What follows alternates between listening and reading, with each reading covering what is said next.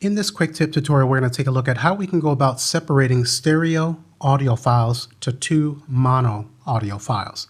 So here within the browser, I have this Good Guitar wave, and if I click on that, we can see that in the information panel at the bottom, this is a stereo file, but this guitar was recorded with two separate microphones. So I'd like to have more flexibility in my mix and work with two mono audio files instead of one stereo. So if I drag this in, that we can see that this audio event has two different waveforms representing that stereo file, and when I dragged it in, it created a stereo audio track. But I like to work with the two individual channels, so what we can do specifically within the browser is right-click, and then we have the option to split to mono files. Okay, now we can see that we have Good Guitar L and R. So let's click once, hold Shift, and click on the other one. We'll drag these in. And now we can see that we have the two channels that were once in the stereo audio file available to us for manipulation as two mono files. Okay, so this is the first way that we can go about this process and can be useful if we just need to do one or two files.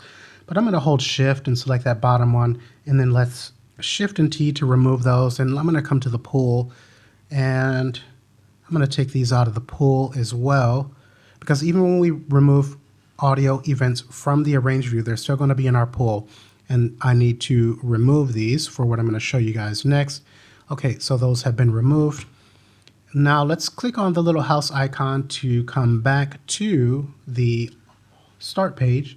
In the top left, we have the batch converter. Let's click once on that, and then here we have add files. I'll click once. Now we can see our Good Guitar stereo recording. I'll click once. Let's open that up.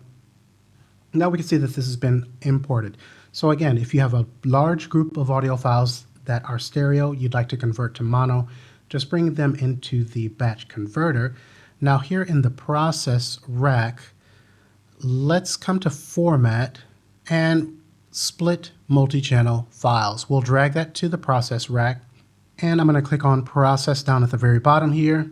And now we can see that this creates our two Guitar L and R, which is going to be placed, these will be placed in the folder that this original file is located in. So if we click on the paper icon to come back to the song page, let's open up the browser, let's come to our files. We can see that these are now back because I had deleted them when we were in the poll, if you remember. So I can again click once, hold Shift, select the other one, drag these in, and we now have our two mono files. All right, so I hope this has been helpful. If you are interested in one-on-one training with me over Zoom, check out the information in the pinned comment or the description of this video. The training is done over Zoom. The meeting can be recorded to video files so that you have it for future reference. So if you're struggling and searching around online for answers about Studio One or mixing, or even basics of sound design and synthesis, go ahead and check out that information. And other than that, I hope to see you in the next tutorial.